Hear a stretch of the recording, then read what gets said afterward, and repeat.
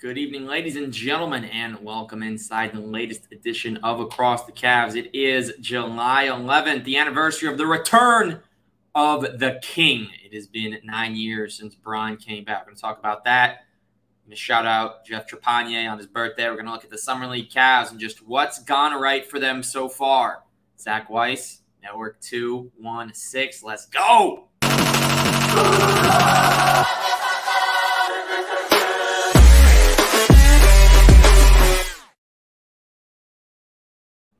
Welcome back, folks. A pleasure to be with you on this July 11th, Tuesday evening. The MLB All-Star Game is currently in progress. NBA Summer League rolling on. One more scheduled game for the Cavs. Maybe they make the postseason, right? Summer League playoffs, if they go 4-0. Chance to win that Vegas crown and let the whole world know that they ain't playing. But first, LeBron James made it official on this day 9 years ago. I'm coming home. The return to Cleveland. 4 years after he announced on ESPN that they didn't have the talent for him to win around him, and he was taking his talents to South Beach. From South Beach back to the 216, Bron returns the prodigal son. And on that day, everything changed for the Cavs. It went from Kyrie's not the guy anymore. It went from, well, now there's pressure on David Blatt to win immediately. Now it goes from can they make the playoffs to how many years will it take them to win a ring? And man, it was great right away. He had some incredible years with Cleveland in this second tenure. Some of the best ball of his career. I mean, his whole career has been insane. He just averaged 29, 8, and 7 in his age 38 season. But when he returns, 30 years of age, he was 29 at the time of the official return, but 30 by the end of the season. And boy, did it work out. Did it ever work out? LeBron. Man, it was a beauty. I mean, the King delivered on his promise. Not too many guys can deliver on a promise of winning a title. You know how hard it is to win a title in the NBA? I mean, we just look at how Chris Paul has failed time and time again. He's gotten there once. James Harden on his own couldn't do it. Russ on his own couldn't do it. KD without the Warriors couldn't do it. Obviously, as a Cavs fan, it's a Cavs, but I kind of have to say that. A ring is a ring, unfortunately. But, you know, you look at it all, and it's very hard to get it. But he did it. He came back, got them to the finals immediately. And in the second year, the big three was healthy. The Warriors went 73-9, best team ever. Nope, doesn't matter. Bron is back. The day he came back, maybe one of the most conflicting for me in my Cavs fandom. So I talk a lot about my love for Dellavedova that sprouted the year before with what he did as a rookie. You know, I love me some Dion. Kyrie was that guy, you know, went through so many random loves over those 4 years where he was gone. I feel like I'm not the only one to say that my Cavs fandom was forged during the years Bron was gone. I'm 27. I've been a Cavs fan since 2003 at the beginning of the LeBron time. So this is the first time truly that they were going to be a non-contender in this time period. They were just going to stink, and we were going to have to get used to it. Samardo Samuels, Manny Harris, Jeremy Pargo, Lester Hudson, Alonzo G. Some failed picks like Sergei Karasov. We had Tyler Zeller, who, as I stare at his bobblehead above me right now, you know, so many guys in and out. We thought were going to be great. Anthony Bennett, man, #1 pick. What happened there? It really forged it.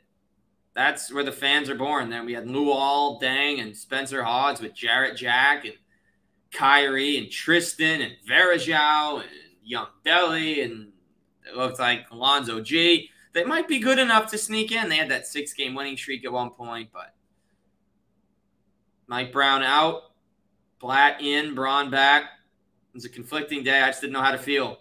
I was getting used to this underdog team, this guy that left us high and dry on national TV, albeit, kind of put him down and just off he went, is back to lead for a second time.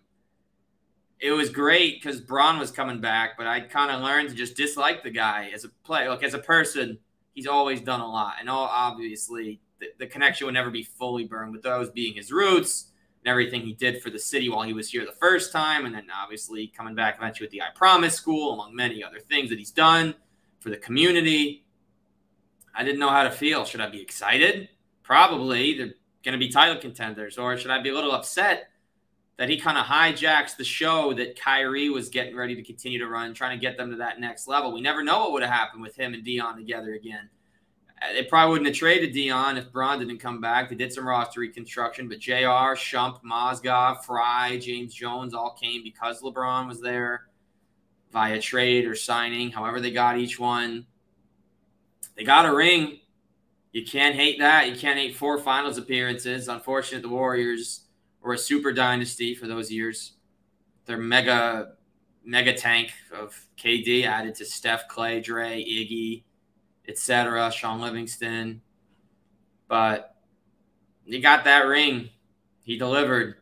You can't hate that.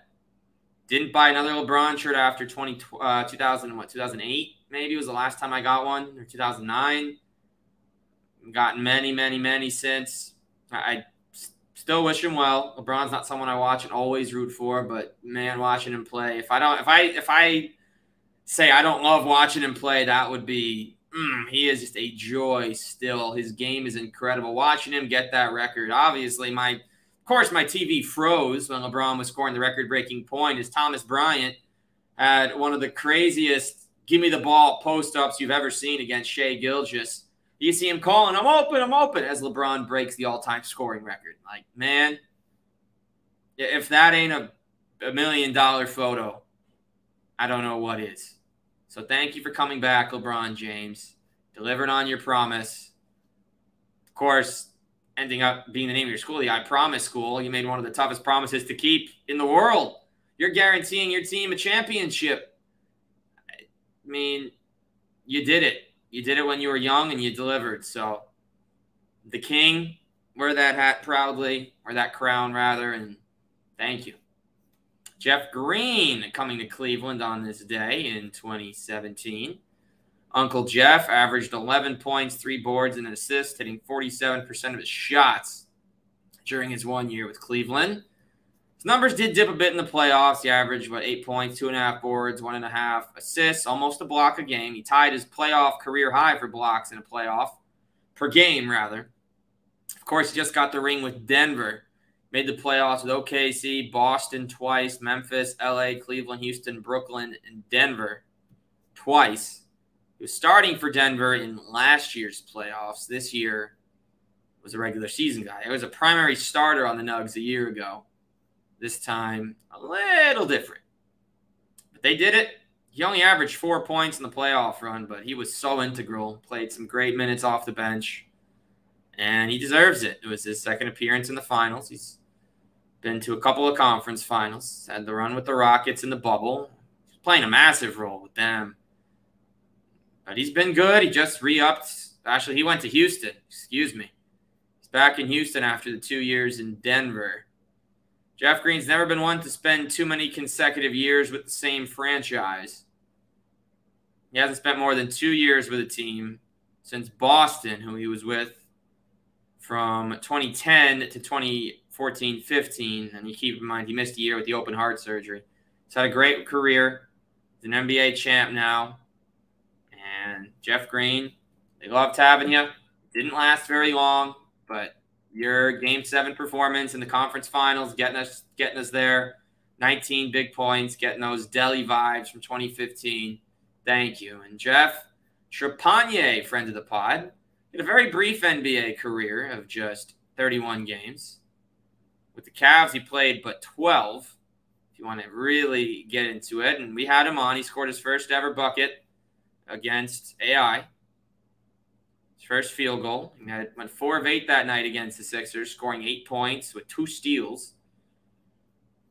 He only played double-digit minutes 3 times. He didn't get a ton of run. He was mostly a garbage time dude. Played his final game of the year on March 2nd, which was his first appearance in 2 months. Cavs only won 2 games that he played, and none of them where he had rotational minutes, but he was there. You make the NBA, you're a pretty good hooper. Yeah, everyone knows that. we've learned just that. He made almost $1 million. Well, he's listed as having made almost $1 million in the NBA. That's not bad at all, huh?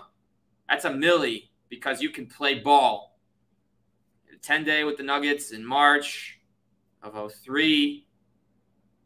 And then signed a rest of season contract. He was drafted by the Bobcats in the expansion. He did not make the roster. That was that. Shout out Jeff Trepanier. Happy birthday, man. Hope you're doing well. Hope you had a great day. And we remember what you did for the Cavs. It was brief, but he's in NBA Showtime. He made the video game. Not NBA Showtime. It was a game I played a few months back. Got to go back to Twitter to confirm what. Maybe I think it was NBA Courtside. And there he was. Yes, I put him in. Yes, he had a couple of dunks. Shout out Big Jeff.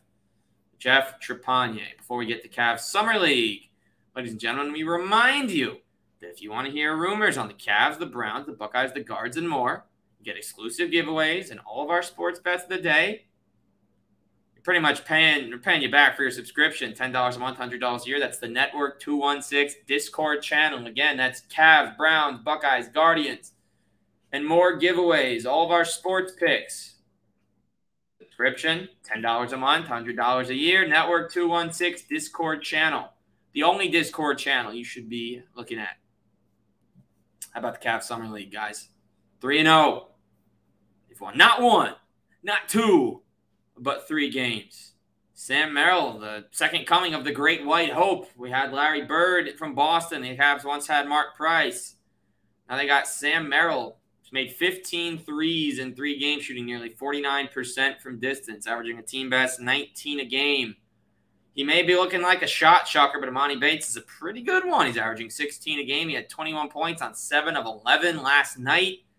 He's made all 5 of his free throws. He's 39% from distance, getting 6 rebounds a game, 1.3 steals, 1.3 blocks. Yes, it's Summer League. I don't care who he's going against. He's proven himself against NBA talent. He was originally supposed to go to Memphis for a reason, guys. Emoni Bates had some off-court trouble. He mostly kept himself together while playing for Central Michigan, or rather Eastern Michigan, where he averaged almost 20 a game. He can fill it up. He can score that basketball with the best of them in the Summer League. Love what he's doing. Sharif Cooper's trying to argue his way onto the roster, averaging 14 a game, 4 assists, a block, and a steal. Isaiah Mobley in 3 games is averaging 13 points, 7 rebounds, 5 assists, a block, and a steal. A playmaker if I've ever seen one. Again, I don't care that it's Summer League. You put up good numbers here, you're going to win your way onto the roster. And he's going to begin the year on a 2-way, most likely again, which he's currently signed to. That could easily become a standard contract over time. It also helps that his brother is playing on that roster.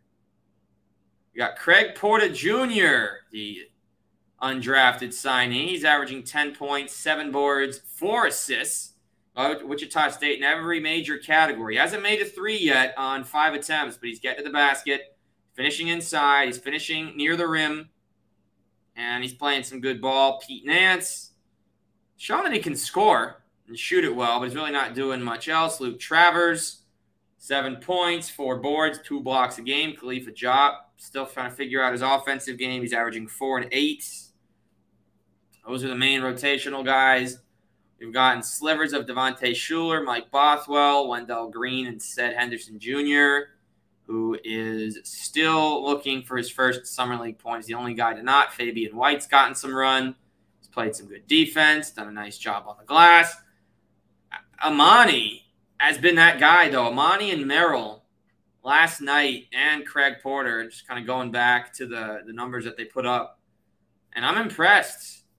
Summer League Cavs, man, are the absolute team to be rooting for. Merrill had 27 on 9 of 13 with 8 of 11 from distance. Emoni, 5 of 8 from deep for 21 points. Craig Porter at 12, 7, and 6. He beat the Grizzlies by 23. And take that, Dylan Brooks' old team. Cavs are looking really nice. I'm really happy about this. I know I'm not the only one here that's loving what they're watching. The Summer League Cavs are the greatest thing to happen in Cleveland in the summer. since Bron returned. Shout out. Summer League 2023. Them boys are doing it. And doing it. And doing it, yeah. That's probably not the lyric, but that doesn't matter. That is beside the point. These guys are playing, and they got my attention. They got Cleveland's attention. Showing that Mamba mentality. Rest in peace to the legend. That was a Kobe shirt being flexed, rocking it now to anyone listening on the audio. But been a huge fan of the Summer League squad and all that they've been doing. It's been a joy to keep up with this. And again, it's only Summer League. We don't want to do too much with it. But a reminder about Sam Merrill. The Cavs only got him because of our old friend Matthew Dellavedova, who had 2 tenures with the team. Those guys were fighting for the last roster spot in Sacramento. And on the last day before the regular season cut day, Merrill gets cut. Delly stays on. Merrill goes to the Cleveland Charge.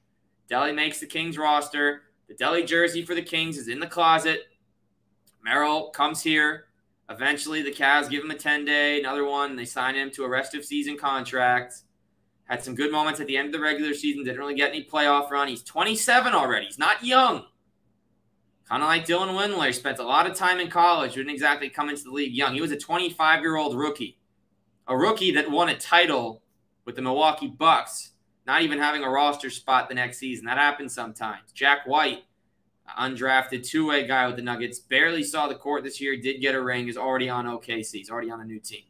It happens sometimes for those end-of-bench guys that you can't find minutes for during the year and you have too much talent in front of them, so it just won't work out like that.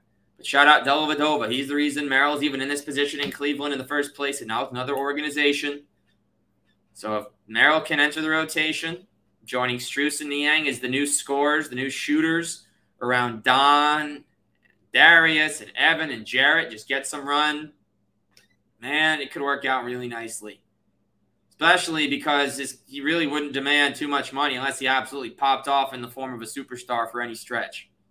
Financial flexibility with some of this young talent is great. Emoni is a late second round pick. Unless he blasts into a superstar, you're going to have control for a while. Craig Porter, undrafted guy. Unless he wants a larger role, if it doesn't work out here on this two-way, he could come in and make an impact. Isaiah Mobley on the two-way. He's 24 now, I think. He is older than Evan by a couple of years, but he's showing that he can play in the Summer League. Pete Nance probably doesn't have an NBA future here. But, hey, if he gets a 10-day at some point, a lot of guys go down, bring in the Nance. Because every Nance ever playing for Cleveland would be pretty cool, man. That's it. Another short pod. Hope you all liked it. Drop a review on Spotify and on Apple. Head to our YouTube channel at Network 216. Head to the Discord for some Cleveland conversation. I'm Zach Weiss. This has been the latest edition of Across the Cavs. We'll see you next time on Network 216.